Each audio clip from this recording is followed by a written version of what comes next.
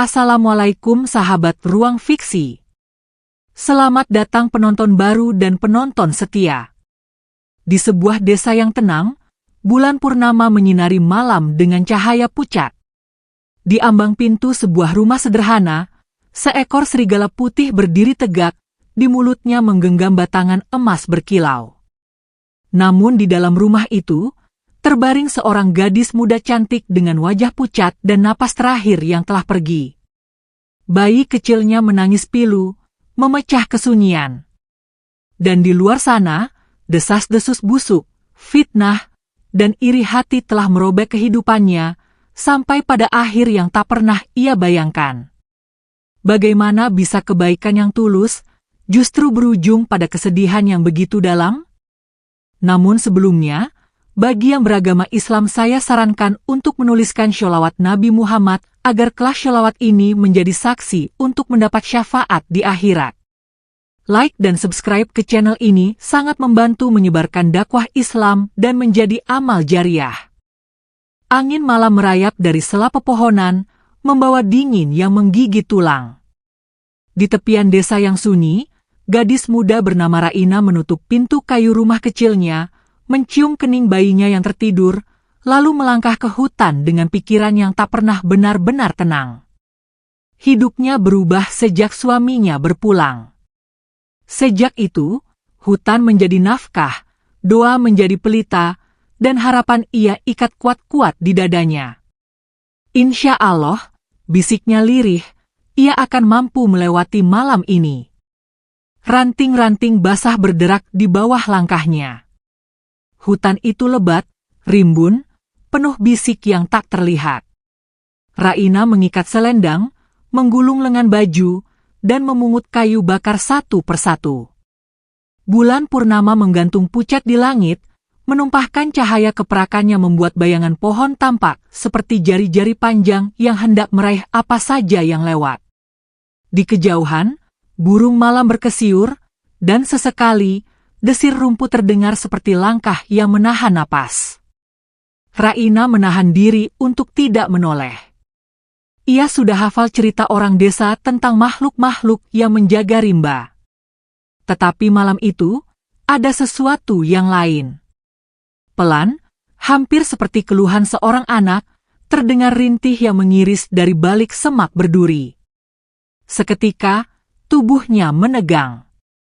Rantai ketakutan dan iba saling tarik-menarik di dalam dada. Raina menaruh ikatan kayunya, merunduk, mengatur napas, lalu menyibak daun yang basah. Di sana, di tanah yang lembab, seekor serigala putih terbujur miring, dadanya naik turun tajam, bulu peraknya ternoda merah.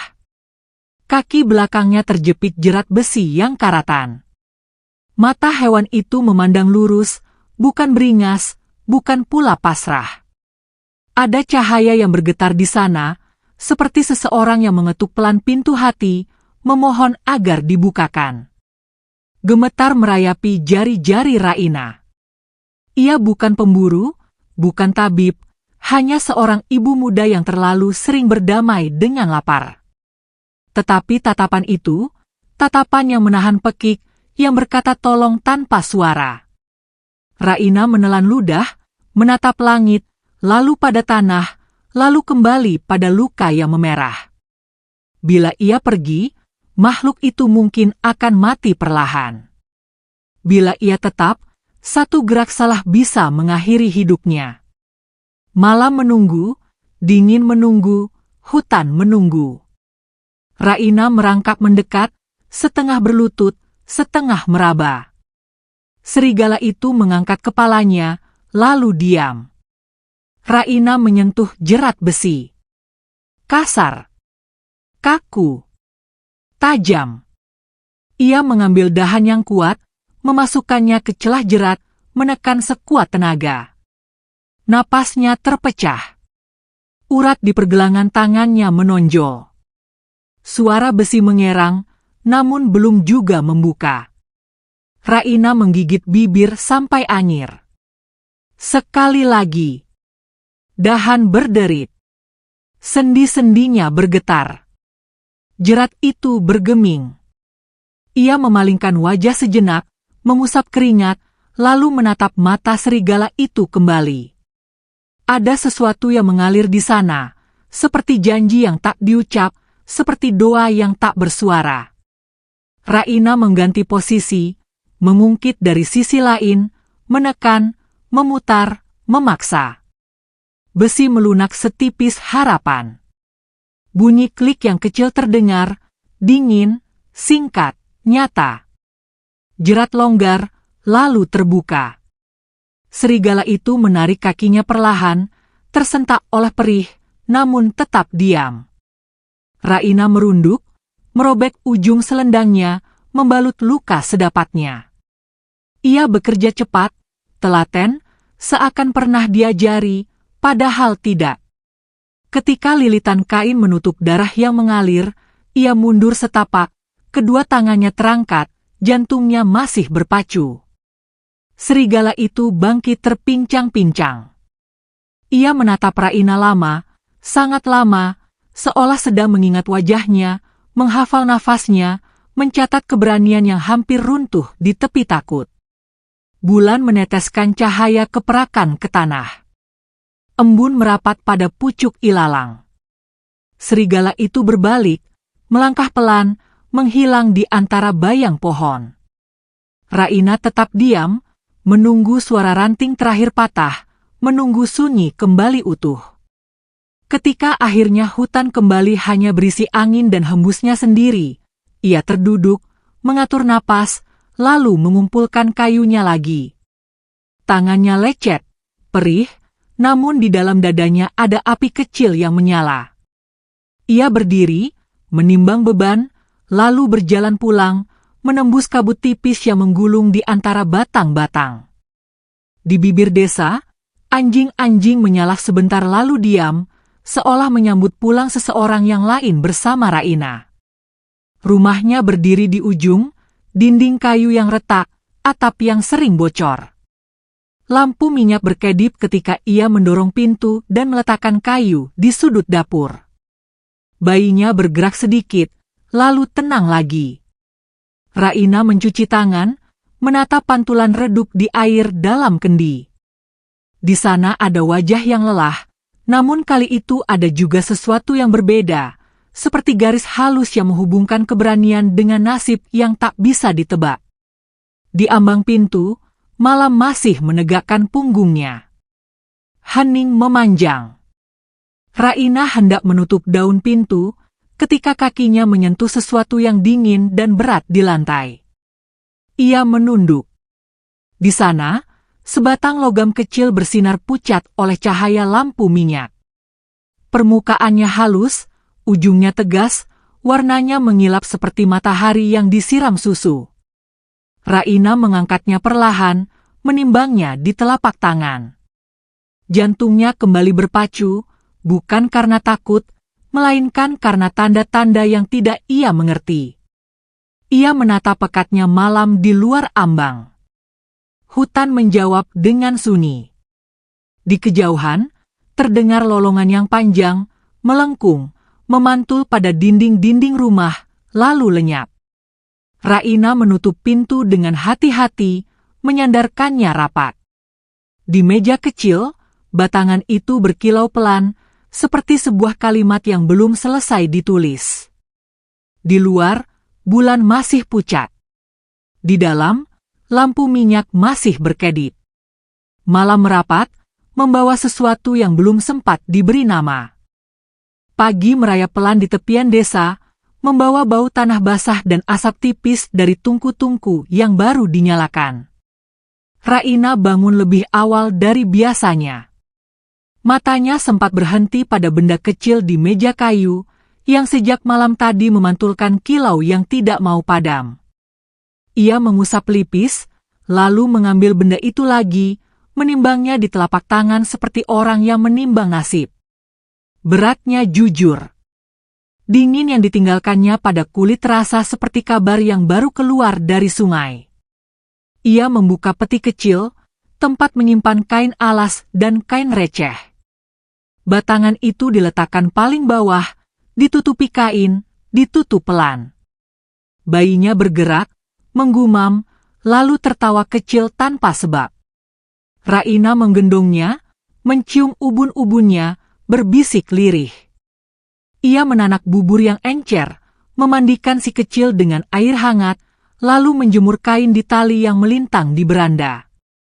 Pagi menjadi sederhana seperti biasanya, tetapi ada garis halus yang tak terlihat yang menghubungkan semua gerak, seperti jahitan pada kain yang diselesaikan di sisi dalam agar rapi di mata orang.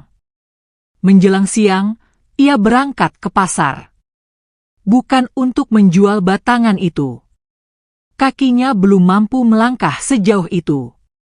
Ia hanya membeli beras sedikit lebih banyak dari biasa, beberapa butir telur, dan seikat sayur yang segar. Pedagang-pedagang memandangnya sekilas, lalu kembali pada timbangan dan tawar-menawar. Raina bersyukur pada ketidakingin-tahuan hari itu, pulang dengan hati yang ringan, dan merasa ada waktu yang disisakan untuk menata ulang nafasnya. Hari-hari berikutnya bergerak dalam irama yang nyaris sama. Hutan tetap menjadi tempatnya menyusun keberanian, rumah tetap menjadi tempatnya menaruh letih. Ketika malam kembali menggelar purnama, sesuatu yang ganjil terjadi lagi. Di ambang pintu, pada jam ketika lampu minyak tinggal lidah kecil yang setia, Raina menabrak benda lain yang dingin. Batangan kedua. Lebih panjang sedikit, lebih berat. Ia memungutnya dengan diam yang penuh arti. Sekali lagi, tidak ada langkah manusia, tidak ada ketukan, hanya sunyi yang menempel di dinding dan jauh di ujung sana, lolongan yang melengkung sebentar, lalu putus. Raina tidak gegabah. Ia menahan diri beberapa hari, menguji keikhlasan benda itu hanya dengan memandangnya. Di dalam kepala, hitungan-hitungan kecil menari. Susu untuk bayinya, lampu minyak, atap seng yang sudah berlubang, dan lantai yang mengangkat serpihan kayu ketika diinjak. Pada akhirnya, ia membalut batangan pertama dengan kain, menyelipkannya di dalam tas, dan berjalan ke pasar pada pagi yang tidak terlalu ramai. Di toko kecil dengan papan usang bertuliskan jual beli logam, ia mengetuk meja, melapangkan dada, dan berkata sejujur yang ia bisa.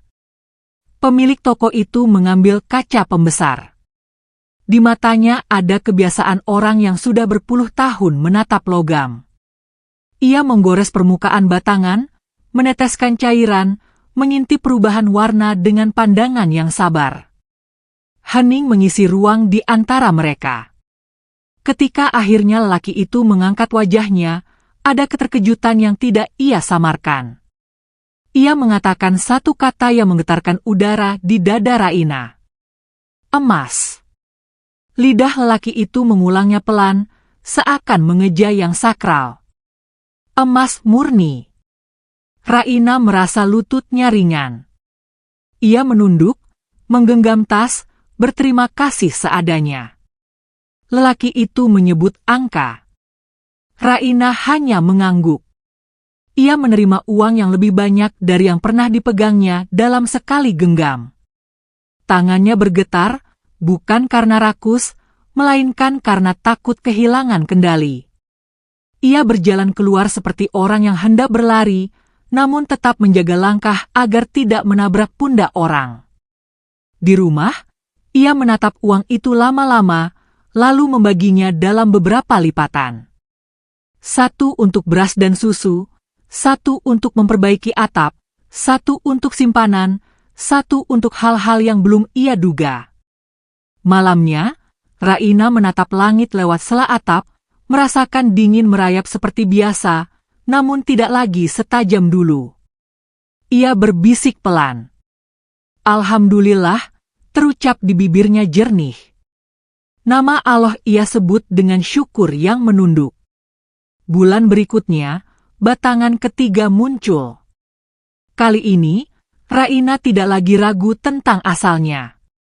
Ia berdiri di beranda beberapa lama, menunggu semak bergeser, menunggu sesuatu yang putih melintas di ujung jalan tanah.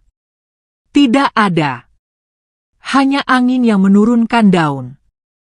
Namun di tanah yang lembab, ia melihat jejak tapak yang memanjang, mengarah pergi ke rimba. Jejak itu seperti kalimat tak selesai. Raina tidak mengejar. Ia hanya menatap jejak itu sampai matahari naik, lalu menyapu ambang pintu, menyimpan batangan, dan menutup hari dengan doa yang diam. Perubahan kecil mulai tampak seperti benang yang menebal. Atap rumahnya tidak lagi menitikkan air ke kasur bayi ketika hujan turun. Dinding yang dulu renggang, kini ditempel papan baru yang rapat. Raina membeli sepatu karet agar langkah ke hutan tidak menusuk telapak. Sesekali, ia membawa pulang sedikit gula, sedikit teh, dan beberapa buku anak bergambar yang murah. Semuanya ia lakukan dengan gerak yang tidak menarik perhatian. Namun desa adalah telinga yang besar. Bisik adalah jalan yang cepat. Di warung, 2-3 orang mulai menempelkan kata pada udara.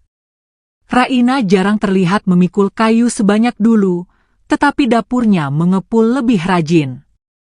Bayinya terlihat lebih gemuk, bajunya lebih bersih, tikar yang dijemur tampak baru. Ada mata yang sekadar ingin tahu. Ada mulut yang gemar menambahi. Ada hati yang diam-diam menyimpan iri yang hangat. Sebuah nama ikut masuk tanpa izin ke dalam percakapan. Rudi. Lelaki yang tinggal di belakang rumah Raina, yang lama menghabiskan malam di beranda sambil memandangi gelap seperti memandangi kesempatan. Dari sudut sempit antara dua rumah reot, ia sering melihat cahaya lampu minyak Raina yang bertahan sampai larut. Ia sudah lama menyukai pemandangan itu dengan perasaan yang tidak jernih. Ketika kabar kabur tentang perubahan kecil Raina sampai ke telinganya, matanya menyala, bukan karena bahagia, tetapi karena sesuatu yang lain yang menunggu padam. Di sisi lain, ada pasangan yang juga ikut meniup bara. Bukratih dan suaminya, Cici. Mereka tinggal tak jauh, dan pernah 2 kali melihat kilau logam di tangan tukang yang memperbaiki atap Raina. Bukratih menutup mulutnya dengan tangan, seolah takjub, lalu membuka lagi untuk bercerita pada tetangga di seberang gang. Cici mendengarkan sambil mengangguk, namun malam-malam berikutnya ia justru berjalan pelan di luar pagar Raina, menekapkan mata ke celah papan, mencari sesuatu yang belum tentu ada.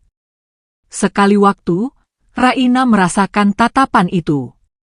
Ia menyalakan air panas, mendekat ke celah, dan menuangkannya tanpa teriakan. Sebuah gerak cepat, tanpa niat menyakiti, hanya pertahanan yang tak ingin dihianati. Teriak tertahan memecah gelap. Sejak itu, Cici berjalan dengan tatap yang lebih sering jatuh ke tanah. Hari berganti. Bulan kembali penuh. Ambang pintu Raina menjadi tempat janji yang pulang tepat waktu. Batangan keempat hadir dengan diam yang sama. Raina memungutnya, menyimpannya, lalu menutup pintu rapat. Di luar, lolongan melingkar pendek, seperti salam yang berhasil sampai. Di dalam, lampu minyak berkedip, bayinya tertawa pada sesuatu yang tidak terlihat. Raina duduk bersila di lantai, menatap dinding, dan untuk pertama kalinya ia mencoba menyusun kepingan menjadi gambar utuh tentang sebuah balas budi yang lebih besar dari yang pernah ia bayangkan. Pagi selanjutnya membawa perubahan lain. Di masjid kecil di tengah desa, kotak infak berisi lembar-lembar merah yang lebih banyak dari biasanya. Pengurus bertanya-tanya, menatap satu sama lain, sesekali mengangkat bahu. Raina tidak ingin namanya disebut. Ia meletakkan uang itu ketika fajar masih pucat, lalu berjalan pulang sebelum ayam kedua kali berkokok. Langkahnya ringan, tetapi hatinya tetap menjaga jarak dari kebisingan. Namun bisik tidak berhenti. Di beranda warung, suara-suara mulai tajam. Ada yang bilang Raina memelihara penunggu hutan. Ada yang bilang ia menyembunyikan laki-laki yang datang larut malam. Ada yang bilang ia menemukan harta dari tanah kuburan. cerita tumbuh seperti lumut di dinding lembab.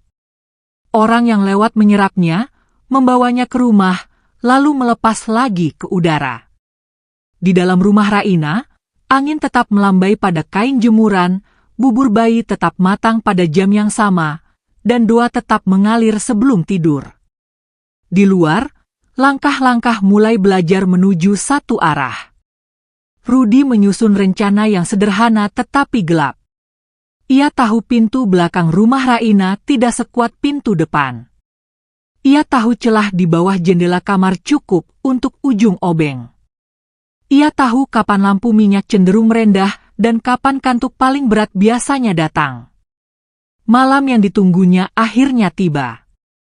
Langit cerah tanpa awan, bintang menempel seperti paku kecil di kain hitam. Desa tertidur, daun pisang berhenti berbisik, kucing melewati pagar tanpa suara. Raina memeluk bayinya dan tertidur setengah. Di ruang depan, nyala lampu menyusut, lalu bertahan sebagai titik kecil yang keras kepala. Dari belakang rumah, ada bunyi seret yang nyaris tidak terdengar. Seperti tikus, seperti ranting yang pindah tempat sendiri. Rudy mendekat ke pintu belakang, menahan napas panjang, mengeluarkan obeng, dan mulai mencongkel kayu yang sudah lembab oleh musim. Sekrup berputar pelan. Kayu melenguh pendek. Pintu bergerak sejari. Ada saat-saat ketika hutan tidak datang ke desa, tetapi desa yang didatangi hutan. Malam itu, dari sisi gelap ladang, sepasang mata datar mengawasi. Serigala putih itu telah lama paham pola yang dibangun manusia. Ia hafal jam sunyi, tahu mana suara angin, mana langkah yang ingin bersembunyi. Ia menyelinap mendekat, mengendus udara, membaca sebuah kecemasan yang berkabut di balik dinding kayu. Ketika pintu belakang bergeser lebih lebar, ketika bayangan Rudy menebal di ambang, serigala itu mengangkat kepala dan mengeluarkan erangan yang pendek namun tajam, seperti perintah pada malam agar berhenti bernafas. Rudy membeku sesaat, lalu mundur satu langkah yang salah. Tumitnya menginjak genangan licin. Tubuhnya terpelanting, lututnya menghantam batu. Pekik melesat lalu ditelan halaman. Ia bangkit terburu, menoleh, melihat seberkas putih yang berdiri tidak jauh, mata yang tidak berkilau benci, hanya dingin seperti danau. Rudy berlari, setengah terpincang, menabrak pot, merobohkan jemuran, tersandung akar yang miskin simpati. Pintu belakang rumah Raina tetap terbuka sejari, tetapi langkah yang buruk telah diusir dari ambangnya. Raina terbangun. Bayinya menangis, tubuh kecilnya dikejutkan oleh sesuatu yang tidak ia mengerti. Raina menenangkan dengan nyanyian yang ia karang dari potongan-potongan harinya sendiri. Ketika suara di luar mereda, ia bangkit, menyalakan lampu sedikit lebih terang, dan melangkah pelan ke bagian belakang. Pintu memang terbuka tipis. Udara dingin masuk, membawa bau tanah dan rumput yang baru diinjak. Raina menutup pintu rapat, mengganjalnya dengan kayu, lalu berdiri beberapa saat dalam hening, seolah berharap hening menjawab. Di ujung halaman, sesuatu yang putih memudar, lalu hilang. Kabar tidak pernah ketinggalan. Pagi itu juga, orang-orang bercerita tentang teriakan di dekat rumah Raina, tentang Rudy yang terpincang-pincang ke rumahnya, tentang wajah yang pucat dan bibir yang mengumpat. Cici dan Buk Ratih mencuri momen, menaburkan cerita pada jam yang paling laris. Mereka menirukan ketakutan Rudy, tetapi menyimpulkan sesuatu yang berbeda. Menurut mereka, malam itu ada pria lain di rumah Raina. Menurut mereka, itulah sebab teriakan. Menurut mereka, semua keanehan punya jawaban yang tidak perlu ditanyakan lagi. Siang tiba dengan panas yang malas. Di bawahnya, kata-kata menjadi pasir yang menempel di kulit siapa saja yang lewat. Raina menjemur kain, menyapu beranda, dan tidak menoleh pada orang yang berhenti lebih lama dari biasanya di depan pagar. Ketika azan asar memantul pada dinding rumah-rumah, beberapa lelaki berkumpul di pos ronda. Ada yang menyodorkan rokok, ada yang menyodorkan rencana. Ketika maghrib larut, api kecil dinyalakan, asap memanjat malam, dan keputusan mulai disusun. Malam kembali hadir tanpa janji. Raina menidurkan bayinya, memeriksa pintu, meniup lampu hingga redup. Di sebuah sudut desa, suara sandal diseret pelan mengarah ke rumahnya, bercampur langkah yang sengaja dikencangkan agar terdengar berani. Mereka tidak mengetuk. Mereka hendak bicara di halaman. Mereka hendak menyebut kata yang sudah lama berkumpul di lidah, menuntut keluar. Di balik dinding, Raina merasakan udara berubah, seperti ketika hujan hendak tiba namun menunda sepersekian jam. Lampu minyak bergetar halus, seolah menyadari sesuatu yang sedang ditarik mendekat perlahan. Di kejauhan, hutan menahan nafasnya. Di dekat ambang, seekor makhluk putih menutup jarak sedikit demi sedikit, membiarkan malam menjadi jalan yang cukup luas untuk pulang. Langkah-langkah itu berhenti di depan pagar. Suara seretan sandal bercampur batuk pura-pura, lalu percakapan setengah berbisik berubah menjadi suara yang sengaja dibuat lantang. Raina berdiri di balik pintu, memeluk bayinya erat. Dari celah tipis, ia melihat belasan orang berkumpul, wajah mereka bercampur antara penasaran, marah, dan haus pembuktian. Di barisan depan, Bukratih berdiri dengan tangan terlipat di dada, bibirnya menyunggingkan senyum tipis yang menusuk. Di sampingnya, Cici tampak pura-pura menunduk, padahal matanya menyapu rumah Raina dengan pandangan yang tak pernah ramah. Rudi berdiri sedikit di belakang, kakinya masih terpincang, namun suaranya lantang saat membuka mulut. Aku lihat sendiri. Ada laki-laki keluar dari rumah ini semalam, serunya. Beberapa orang langsung menyahut, benar? Kalau begitu, untuk apa dia sembunyikan? Bukratih menambahkan, kita sudah lama curiga. Perubahannya terlalu cepat. Dari mana uangnya kalau bukan dari sesuatu yang tidak wajar? Kata-kata itu menyengat seperti api kecil yang menyusup ke celah kayu kering. Satu demi satu, warga mulai melontarkan pendapat, sebagian memaksa masuk, sebagian hanya ingin melihat apa yang terjadi. Raina merapatkan tubuhnya ke pintu, mengatur napas, mencoba berpikir jernih di tengah dentuman kata-kata yang terus menyerang. Tiba-tiba, suara berat dan tenang memotong keributan. Pak RT datang, langkahnya tegap, matanya tajam menatap kerumunan. Cukup, katanya singkat. Keheningan sesaat terjadi, tapi hanya sesaat. Warga yang emosinya sudah terbakar sulit dipadamkan begitu saja. Pak RT melanjutkan, tidak ada yang boleh memaksa masuk rumah orang lain tanpa bukti yang jelas. Jangan main hakim sendiri. Bukratih melangkah maju, pura-pura tertekan. Kami hanya ingin kebenaran, Pak. Dia harus menjelaskan dari mana semua ini. Kalau tidak, kami akan anggap dia membawa aib untuk desa. Cici menimpali, betul. Demi nama baik kampung. Nama baik. Kata itu seperti batu yang dilempar ke sumur, menimbulkan riak yang menyebar. Pak RT menarik napas panjang. Ia tahu situasi ini bisa berubah menjadi amukan. Maka dengan suara yang lebih lembut, ia berkata kepada Raina, untuk sementara, tinggallah di rumah kerabatmu di desa sebelah. Ini demi keselamatanmu dan anakmu. Biarkan saya yang menjaga rumah ini sementara. Raina terdiam. Matanya berkaca-kaca, bukan karena takut semata, tapi karena menyadari ia harus meninggalkan satu-satunya tempat yang ia sebut rumah. Dengan langkah berat, ia mengemas beberapa pakaian, membungkus selimut bayi, lalu keluar. Tatapan warga mengikuti setiap gerakannya. Ada yang merasa puas, ada yang diam-diam menyesal, tapi tak satu pun yang angkat bicara untuk membelanya. Pak RT berjalan di sampingnya, memastikan tidak ada yang mencoba melukai. Malam itu, rumah Raina menjadi sunyi. Pak RT mengunci pintu, menyimpan kunci di sakunya.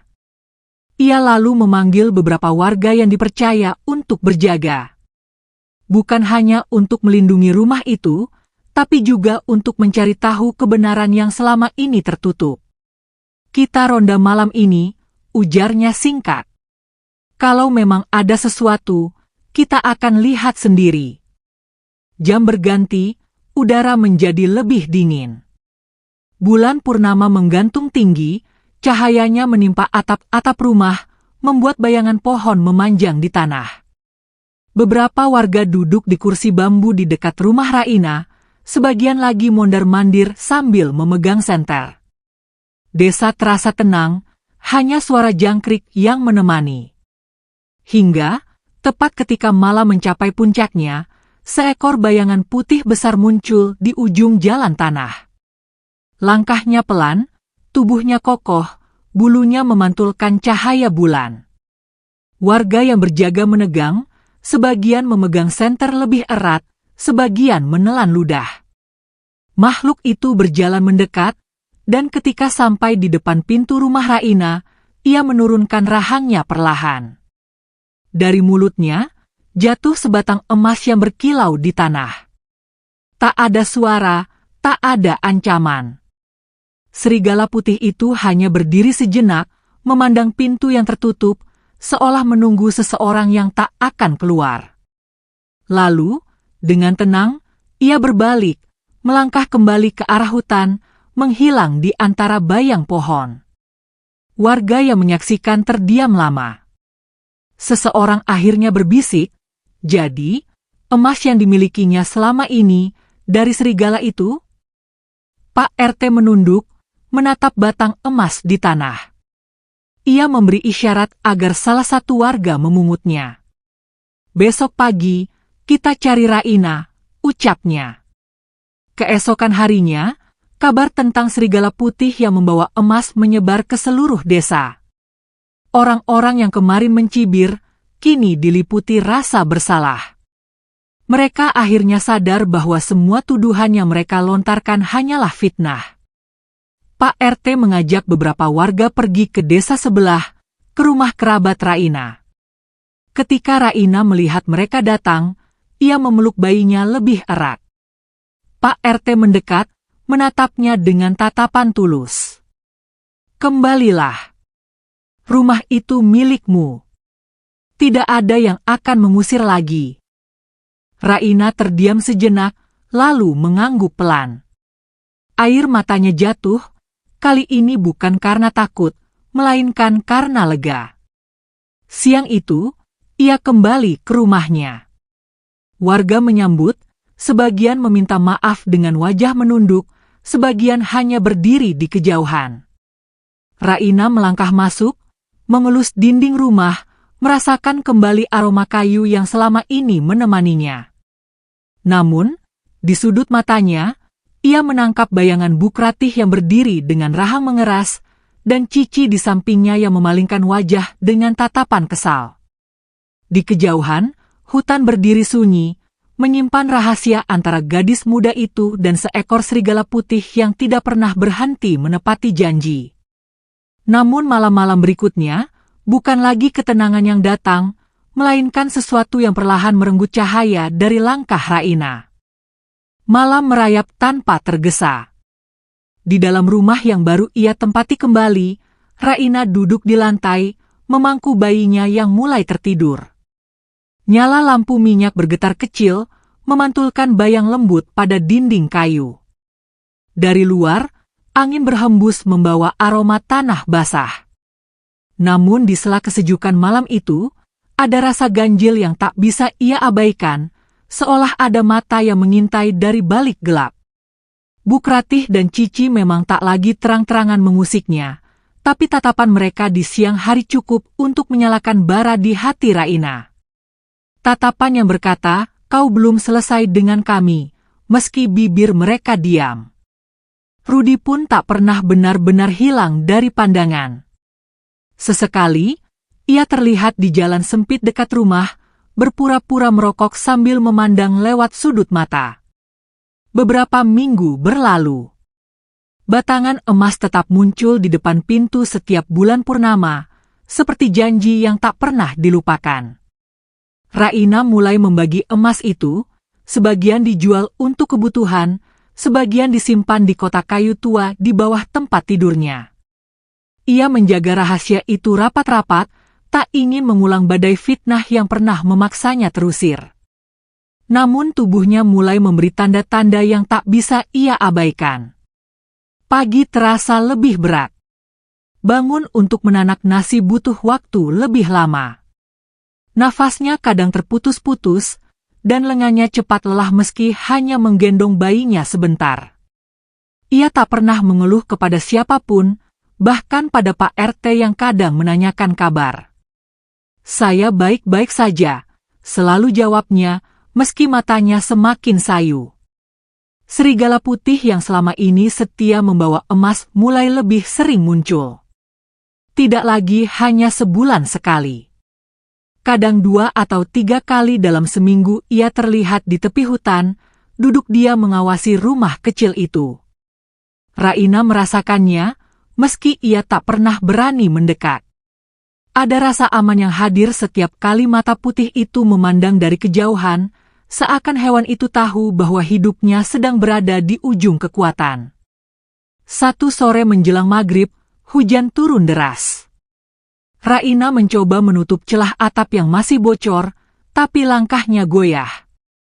Bayinya menangis dari dalam, memanggilnya dengan suara yang menembus hujan. Ia segera kembali ke dalam, memeluk si kecil, mengelap wajahnya dengan kain. Hujan mereda menjelang malam, namun tubuhnya semakin lemah. Malam itu, ia duduk lama di tepi ranjang, menatap wajah bayinya yang mulai tertidur. Tangannya mengelus lembut pipi mungil itu, dan hatinya berbisik doa yang panjang. "Semoga engkau tumbuh dalam lindungan Allah, Nak, meski suatu hari ibu tidak lagi di sini." Air matanya jatuh, menetes di selimut. Beberapa hari kemudian, sakitnya semakin parah.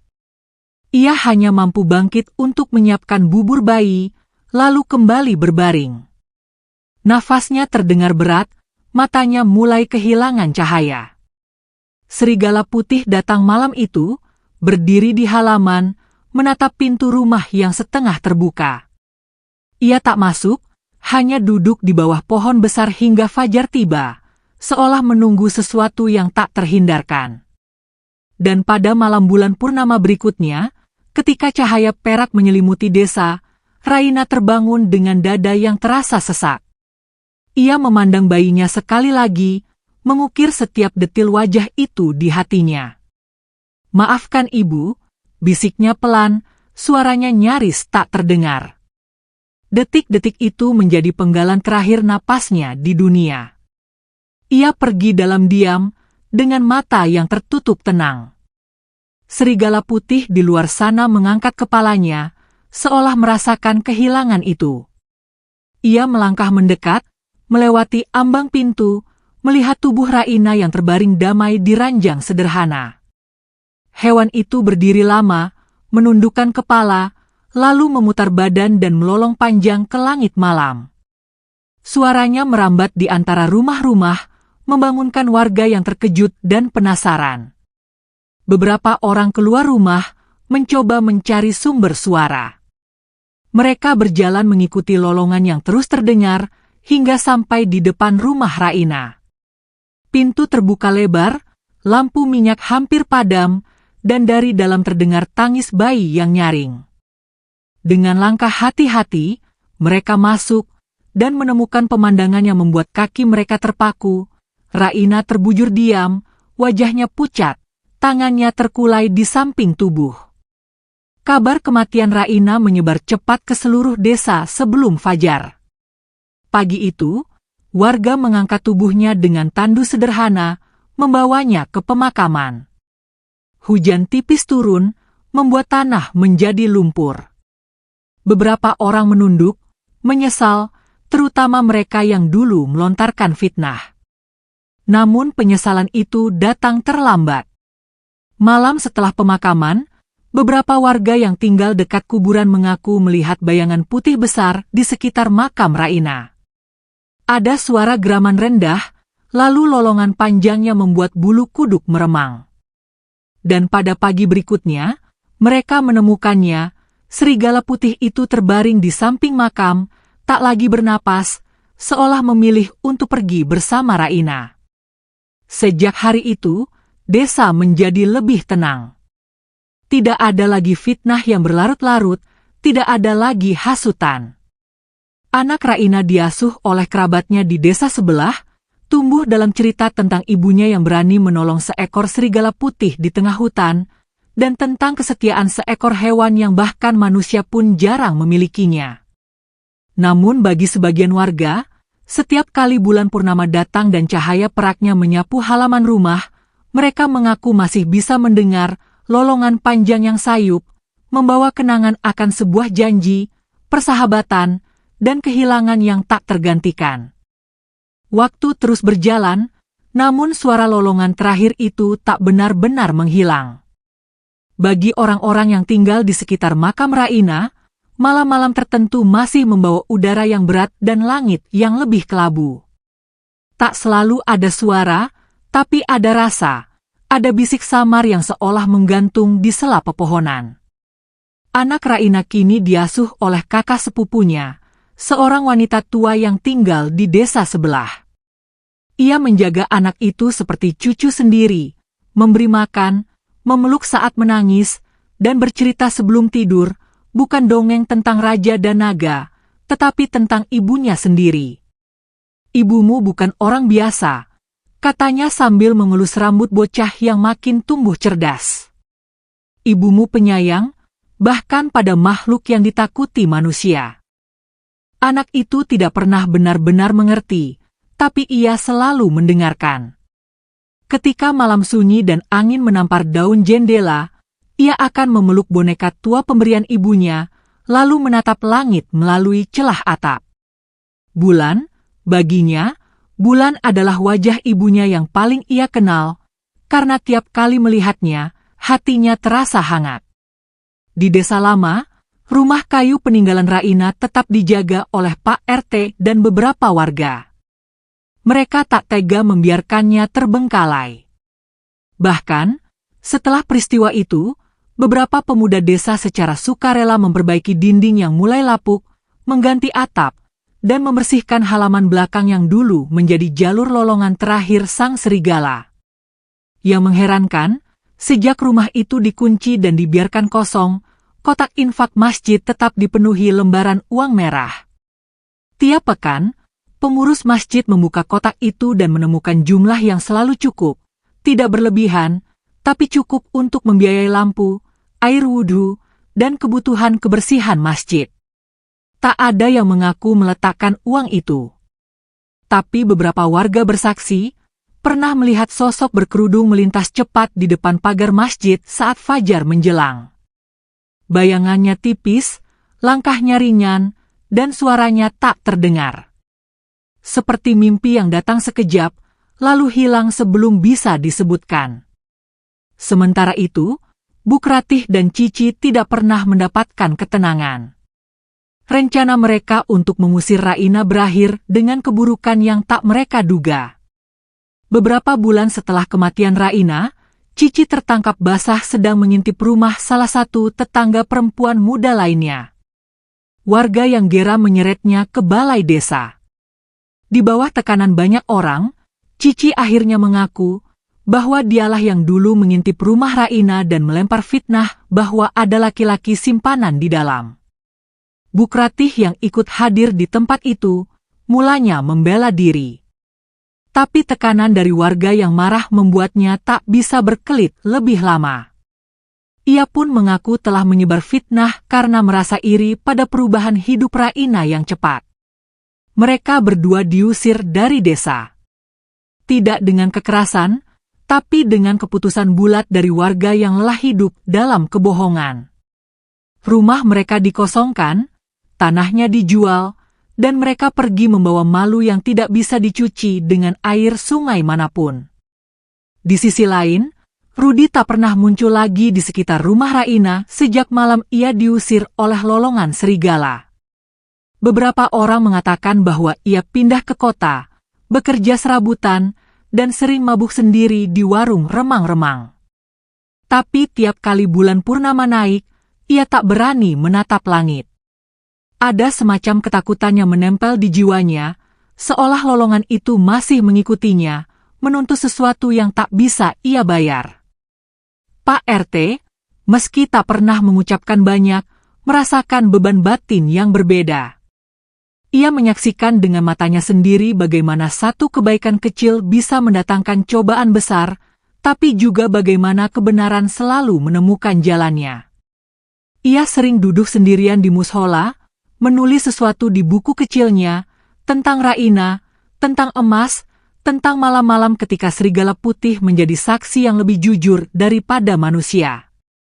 Beberapa warga mulai menanyakan tentang rumah Raina, apakah akan dijual, apakah anaknya akan kembali ke sana kelak. Tapi Pak RT selalu menjawab dengan halus, rumah itu bukan milik siapa-siapa sekarang. Itu milik waktu. Milik kenangan. Namun tak ada yang tahu bahwa pada malam-malam tertentu, lampu di dalam rumah itu masih menyala. Tak lama, hanya beberapa menit. Seakan ada yang datang sebentar, membersihkan debu, menyapu lantai, lalu pergi sebelum ayam pertama berkokok. Mereka yang benar-benar memperhatikan, tahu bahwa tak semuanya telah selesai. Masih ada yang belum selesai. Masih ada yang tertinggal. Karena cinta dan kebaikan tidak pernah benar-benar mati. Dan pada suatu malam, langit kembali memerah. Langkah kecil terdengar dari arah hutan. Jejak yang dulu pernah ditinggalkan, kembali mengarah pada rumah kayu itu. Tapi belum sekarang. Belum. Cerita ini belum selesai. Masih ada yang belum pulang. Malam itu berbeda. Angin dari rimba tidak sekadar membawa dingin, tapi juga bau samar tanah basah yang belum lama tergali. Langit bersih tanpa awan, dan bulan tergantung tinggi, membentuk cahaya perak yang menusuk diam. Di dalam desa, tak ada yang keluar rumah. Bukan karena takut, tapi karena mereka seakan tahu, malam itu bukan milik mereka. Di rumah tua peninggalan Raina, lampu minyak yang sudah lama tak disentuh, menyala pelan. Tak ada suara langkah, tak ada jentikan korek api. Hanya nyala yang tiba-tiba hadir, tenang, seperti seseorang yang pulang sebentar untuk merapikan mimpi yang ditinggalkan. Bayangan putih bergerak di pekarangan, langkahnya lambat, kepalanya tertunduk. Di ujung hidungnya, tergenggam selembar kain tipis yang pernah menjadi selimut bayi. Serigala putih itu berjalan perlahan, menyusuri jalur yang dulu dilewati saat membawa batangan emas ke ambang pintu. Namun kali ini, tak ada emas. Hanya sepotong kenangan yang masih berdenyut dalam tubuh binatang yang kini tinggal bayang. Beberapa warga mengintip dari balik jendela. Mereka tak lagi berani bersuara. Wajah-wajah mereka tertahan di balik gorden, menatap makhluk yang sudah mereka kenal tapi kini terasa seperti arwah. Tak ada lolongan. Tak ada geraman. Hanya langkah, dan tatapan kosong yang mengarah ke jendela kamar yang dulu pernah dihuni Raina. Di dalam rumah, nyala lampu bergoyang, dan udara berubah menjadi lebih padat.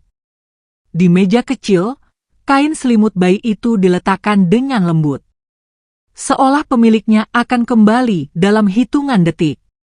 Tapi tidak. Tak ada siapa-siapa yang datang. Hanya angin yang menyentuh dinding, dan suara kecil dari masa lalu yang terpantul dalam bisu. Serigala putih itu duduk di sana, di depan pintu.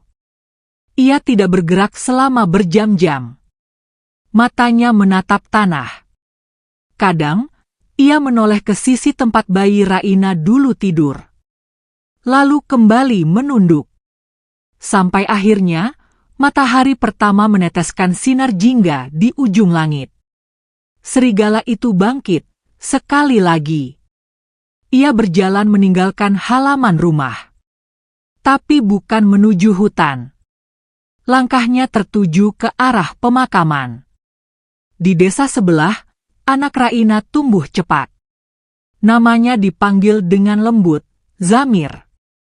Bocah itu suka menyendiri, suka duduk di bawah pohon besar sambil menggambar bentuk-bentuk yang tak semua orang mengerti.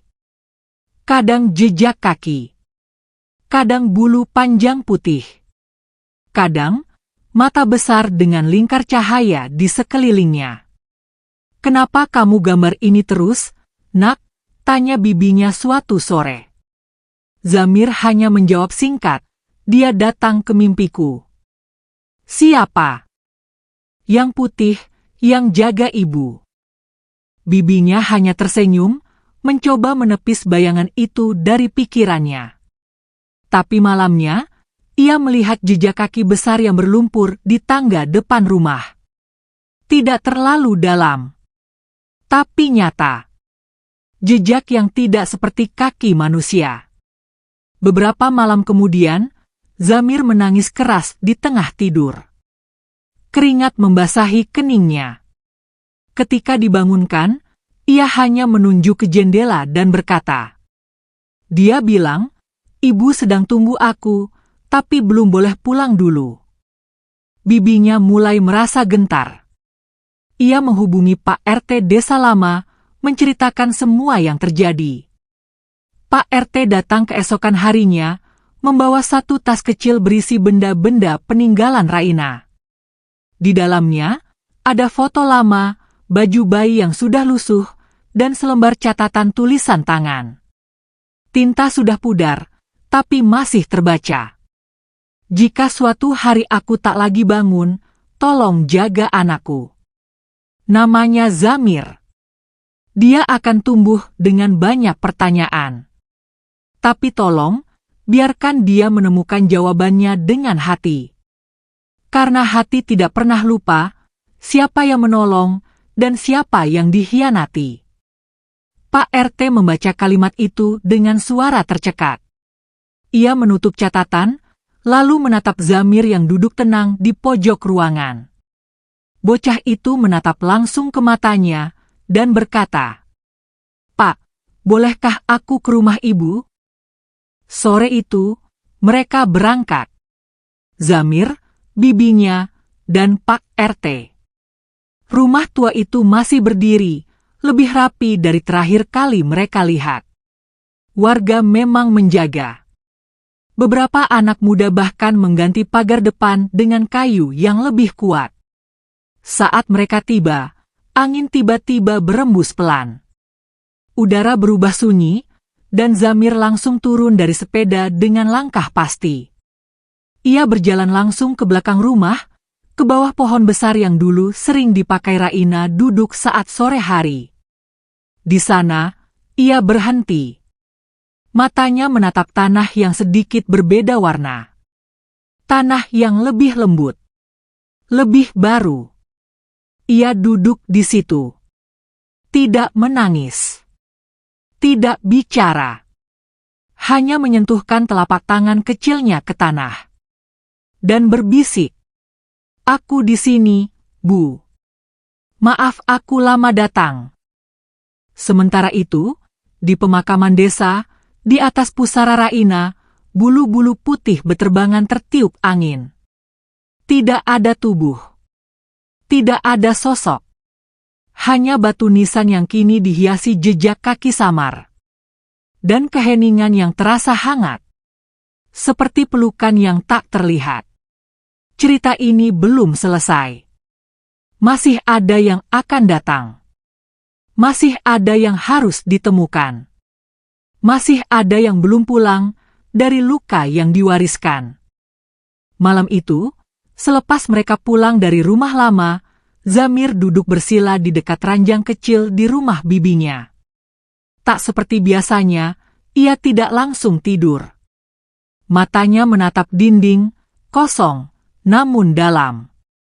Di sampingnya, kotak kayu peninggalan ibunya diletakkan terbuka, dan satu persatu ia keluarkan isinya, baju kecil, foto yang sudah mulai menguning, dan sehelai kain tipis yang dulu sering digunakan ibunya sebagai selimut. Zamir memeluk kain itu. Wangi samar yang masih tertinggal membuat hatinya hangat. Dalam hati kecilnya, ada sesuatu yang belum bisa dijelaskan. Perasaan yang tidak datang dari cerita orang lain, tetapi dari dalam dirinya sendiri. Seperti ingatan yang bukan ingatan, seperti suara yang tak terdengar tapi sangat dimengerti. Bibinya memperhatikannya dari jauh. Ia tahu anak itu istimewa. Bukan karena ibunya, bukan karena cerita yang melekat di punggung nama mereka, tapi karena Zamir membawa sesuatu yang tidak dimiliki anak-anak lain, ketenangan yang tua, dan mata yang kadang seperti menatap kebalik waktu. Esok harinya, Zamir kembali meminta untuk ke rumah ibunya. Kali ini sendiri. Bibinya ragu, tapi melihat tatapan Zamir yang tak bergeming, akhirnya ia mengizinkan. Hanya sampai sore ya, nak, pesannya pelan. Zamir mengangguk. Dengan membawa sebuah tas kecil berisi air minum dan kain selimut ibunya, Zamir berangkat. Langkahnya mantap. Ia tak menoleh, seolah tahu jalan meski tak pernah melewatinya sendirian. Di desa lama, warga menyambutnya dengan senyum. Beberapa bahkan menyapanya dengan panggilan lembut, cucu Raina. Pak RT yang kebetulan duduk di pos ronda, segera menghampirinya dan menawari untuk diantar. Tapi Zamir menolak dengan sopan. Saya ingin sendiri, Pak, katanya. Ia membuka pagar kayu rumah itu dengan tenang, melangkah masuk, dan menutup pintu pelan di belakangnya. Rumah itu sunyi, tapi tidak kosong. Udara di dalam masih membawa jejak hangat ibunya.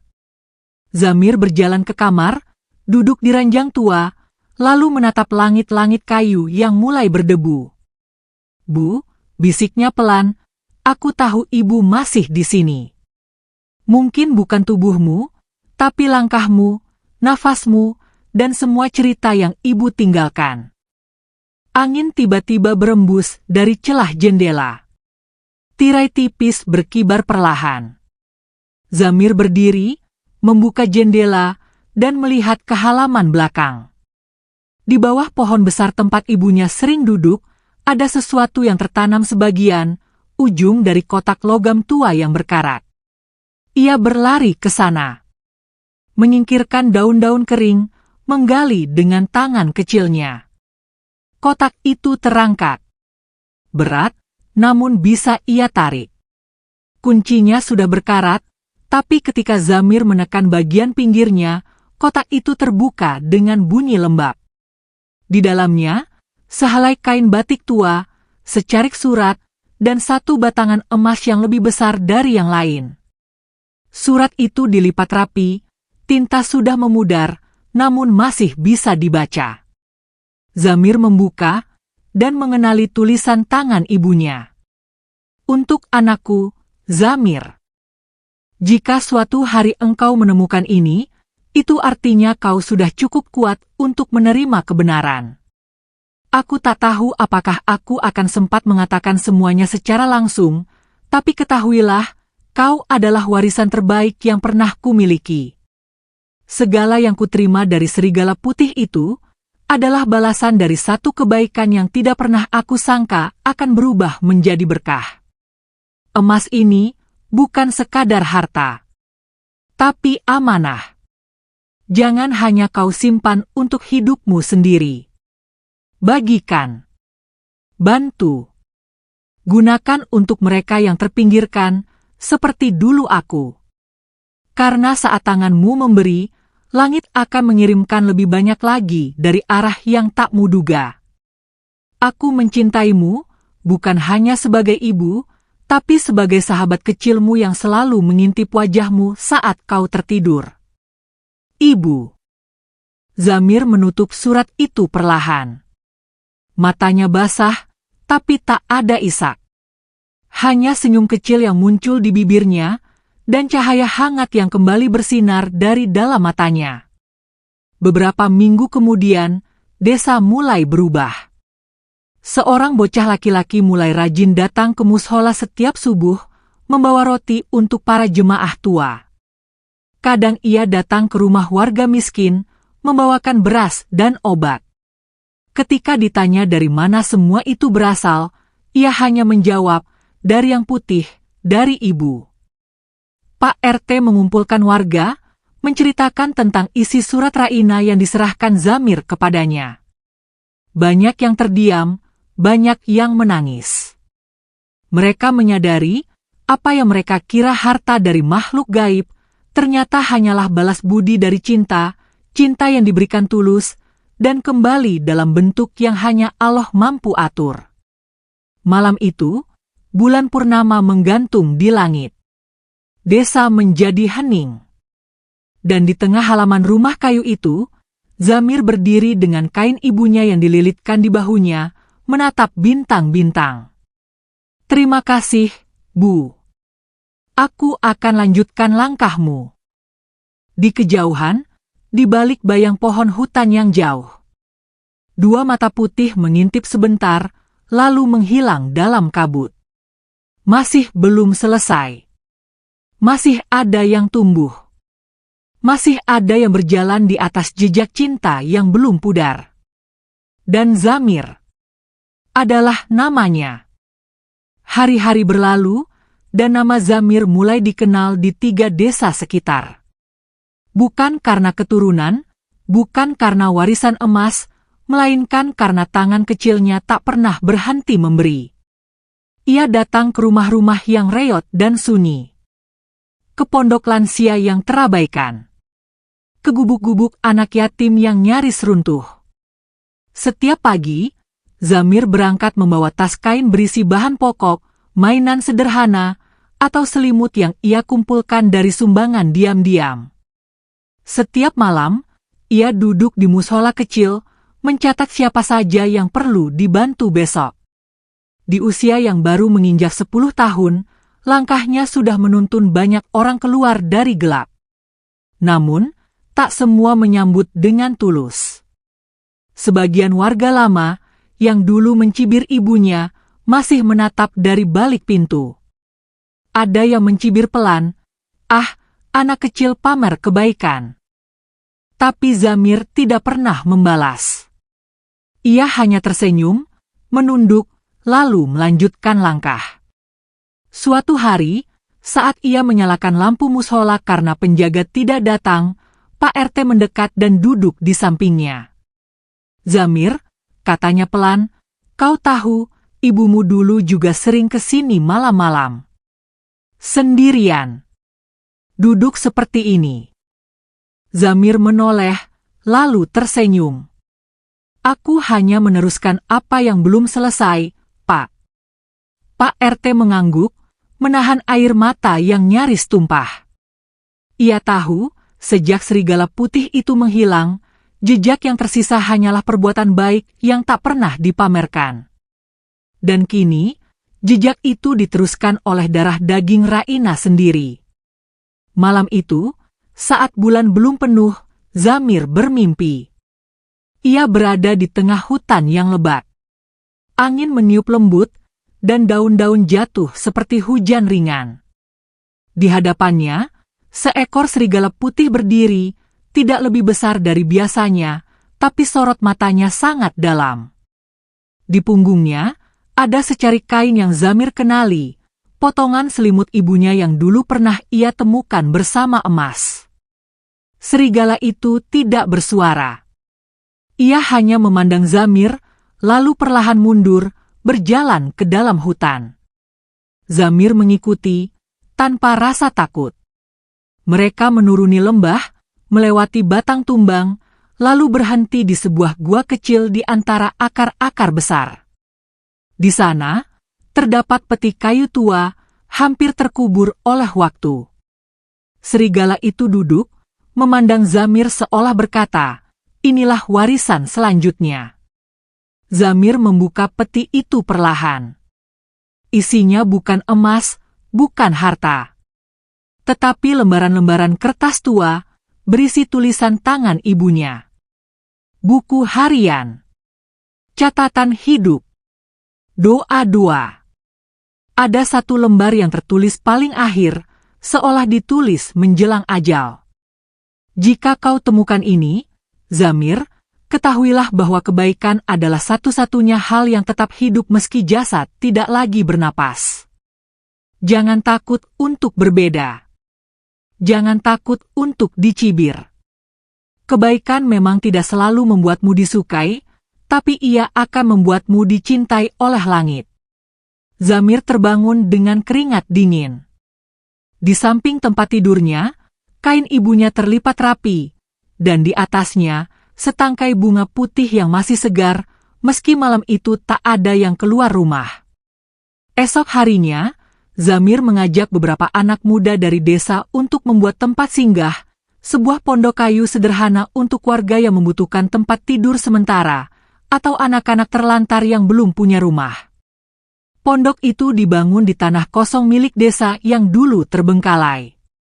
Tak ada plang nama yang mencolok. Hanya satu papan kayu kecil bertuliskan, "Pondok Hujan, untuk siapa saja yang sedang kehujanan dalam hidup." Dari sinilah segalanya berubah. Para tetua desa mulai datang membantu. Petani menyumbang hasil panen. Tukang kayu membetulkan pagar tanpa diminta bayaran. Bahkan, warga yang dulu membenci Raina, kini diam-diam menitipkan uang dalam amplop coklat setiap minggu, tanpa nama pengirim. Pak RT, yang kini sudah semakin tua, mengatakan pada semua yang hadir di mushola suatu malam, "Lihatlah, dari satu kebaikan yang dulu dikira sia-sia, lahirlah perubahan.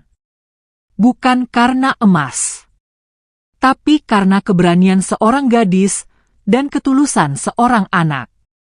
Zamir tetap tumbuh dalam kesederhanaan. Ia tak pernah mengaku sebagai pemilik pondok hujan. Ia hanya penjaga dari mimpi yang dulu ibunya bisikkan dalam diam, ketika dunia masih memandang mereka dengan sinis. Satu sore yang dingin, Zamir duduk di batu besar dekat pemakaman. Di depannya, makam ibunya bersih dan rapi. Di sampingnya, batu nisan kecil tanpa nama, tempat serigala putih itu pernah ditemukan berbaring. Ia membuka buku harian ibunya yang kini sudah lusuh. Membaca pelan. Tersenyum. Lalu berbisik, "Aku belum selesai, Bu. Tapi aku akan terus berjalan. Sampai Allah pertemukan kita lagi." Dan angin sore membawa doa itu ke langit. Melewati pucuk-pucuk pohon, melewati atap-atap rumah, dan menetap di hati siapa saja yang masih percaya bahwa satu kebaikan kecil bisa mengubah dunia. Cerita ini masih belum tamat. Masih ada langkah, masih ada jejak, masih ada cinta yang belum disebutkan namanya. Langit memerah di ujung barat, menyisakan garis tipis jingga di cakrawala desa. Suara burung terakhir menghilang di antara ranting. Di bawah langit yang bertransisi menuju gelap, pondok hujan tampak hangat dengan cahaya lampu minyak yang menggantung rendah di serambi kayu. Zamir duduk di anak tangga paling bawah. Di pangkuannya, seorang anak kecil bersandar, tertidur setelah seharian bermain. Di dalam pondok, dua ibu dan seorang kakek tidur pulas, tubuh mereka terbungkus selimut tebal hasil sumbangan warga kota yang mulai mendengar kisah mereka dari mulut ke mulut. Namun malam itu terasa berbeda.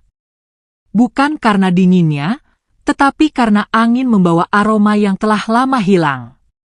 Aroma dedaunan basah, aroma tanah yang tersiram embun, aroma yang dulu sangat dikenali oleh seseorang bernama Raina, dan kini ditangkap kembali oleh anaknya yang duduk dengan hati terbuka. Zamir mengangkat kepala. Di ujung jalan kecil menuju hutan, sebuah bayangan putih tampak berdiri tegak. Tidak bergerak. Tidak bersuara. Tapi nyata. Terang di bawah cahaya bulan yang baru saja penuh. Serigala putih. Zamir berdiri perlahan, memastikan anak kecil yang tertidur tidak terbangun. Ia melangkah pelan menuju arah bayangan itu. Semakin dekat, semakin jelas. Tapi ia tahu, ini bukan makhluk yang sama. Tubuhnya lebih kecil. Matanya lebih jernih. Ada darah baru yang mengalir dalam bulu putih itu. Dan saat ia berdiri hanya beberapa meter dari makhluk itu, mata mereka bertemu. Zamir tidak berkata apapun. Ia hanya menyentuh dada kirinya dengan tangan kanan, memberi salam tanpa suara, memberi penghormatan tanpa membungkuk. Serigala itu menundukkan kepala, lalu menjatuhkan sesuatu dari mulutnya. Sebuah batu kecil, seukuran kepalan tangan, bersinar biru pucat seperti kristal. Zamir menunduk, mengambil batu itu. Rasanya dingin tapi tidak asing. Seperti menyentuh kenangan. Ketika ia mengangkat wajahnya kembali, makhluk itu sudah menghilang. Tak ada suara langkah, tak ada bayangan, hanya embun yang menetes dari ujung rumput. Tapi Zamir tak merasa kehilangan. Ia tahu, makhluk itu tidak pergi. Ia hanya kembali ke tempat yang lebih sunyi, menunggu waktu berikutnya. Beberapa hari kemudian, Zamir mengumpulkan anak-anak dari 3 desa sekitar. Di tengah lapangan kecil, ia berdiri dengan batu biru di tangannya. Kita akan bangun tempat belajar, katanya. Bukan sekadar sekolah, tapi tempat di mana siapapun bisa tumbuh tanpa takut direndahkan.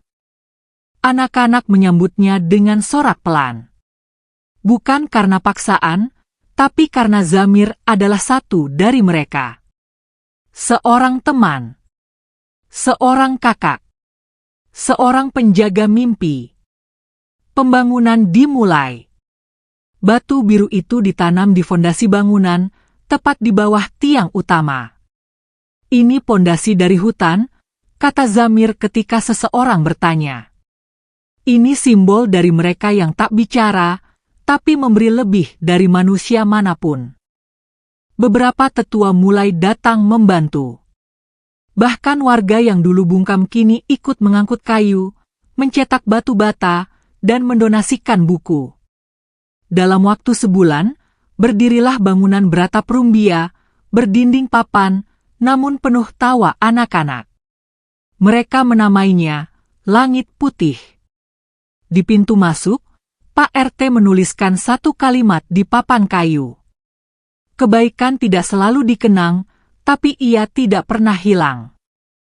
Suatu malam, Zamir bermimpi lagi. Ia berada di tepi danau yang tidak pernah ia lihat sebelumnya. Airnya tenang. Kabut tipis melayang di permukaannya. Di seberang danau, ia melihat sosok perempuan berdiri dengan senyum yang sangat ia kenali. Raina. Ibunya. Raina tidak berkata apa-apa. Ia hanya mengangguk pelan. Senyumnya penuh damai. Di sampingnya, berdiri serigala putih pertama yang dulu menolong dan ditolong. Zamir merasakan dadanya menghangat, matanya basah, namun hatinya ringan.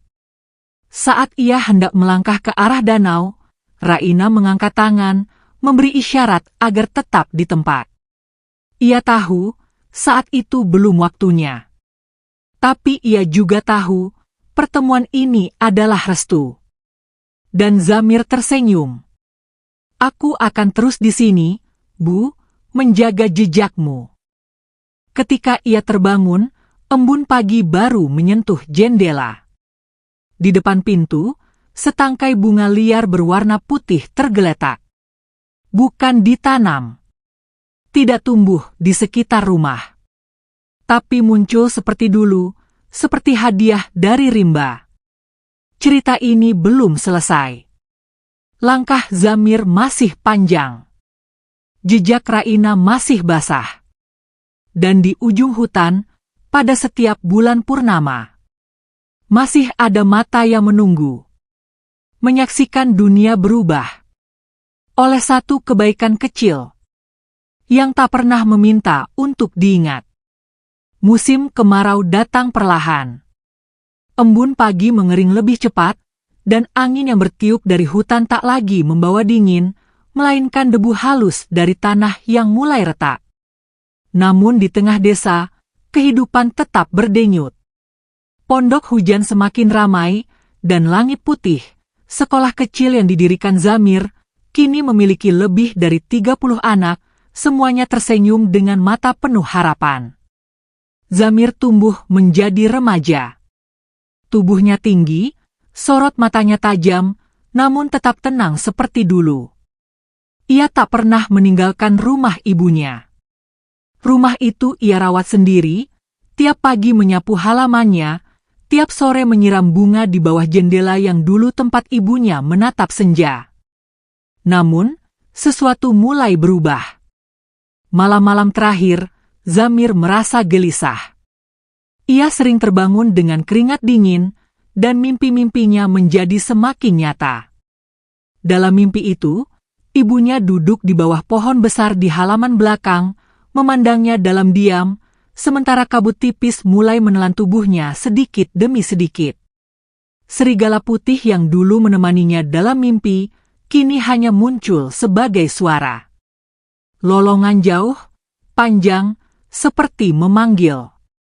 Hingga pada suatu malam, hujan turun pertama kali setelah kemarau panjang. Deras dan tiba-tiba. Petir menyambar di kejauhan, dan angin mengguncang jendela. Zamir bangun dari tidurnya, dan mendengar suara dari belakang rumah. Ia keluar tanpa ragu, melewati lorong kayu, menuruni tangga, dan berhenti di halaman. Di bawah pohon besar, seseorang berdiri. Bukan mimpi. Bukan bayangan. Itu ibunya, Raina, berdiri dengan senyum yang tak berubah sejak terakhir kali ia lihat di mimpi. Tapi tubuhnya bercahaya. Bukan tubuh seperti manusia biasa. Cahaya yang hangat, seperti matahari menjelang subuh. Zamir tidak berkata apapun. Ia hanya melangkah. Tapi sebelum bisa menyentuh, Raina mengangkat tangan. Isyarat tenang. Mata mereka bertemu. Dan dengan suara lembut, hanya satu kalimat yang keluar dari bibirnya. Saatnya kau berjalan sendiri, dan menerangi yang lainnya. Dan hujan berhenti. Raina menghilang. Cahaya itu menyatu dengan udara. Serigala putih muncul sesaat kemudian, berdiri di tempat yang sama, lalu menunduk perlahan, sebelum berbalik badan dan menghilang ke arah hutan. Pagi itu, Zamir berdiri di depan anak-anak langit putih. Wajahnya serius, tapi matanya penuh keberanian. Ia berkata lantang, "Hari ini kita tidak hanya belajar huruf. Kita belajar menyalakan cahaya dalam diri kita. Sama seperti ibu saya dulu, yang menyalakan cahaya kecil di tengah gelap." Semua anak terdiam, menyimak. Dan hari itu, lahirlah generasi baru. Anak-anak yang tumbuh bukan hanya dengan ilmu, tapi dengan jiwa yang tahu bagaimana memberi. Di hari terakhir bulan itu, Zamir menulis satu pesan dan menempelkannya di pintu pondok hujan. Pesan itu tak panjang. Hanya satu ajakan sederhana. Jikamu tersesat, tolonglah seseorang.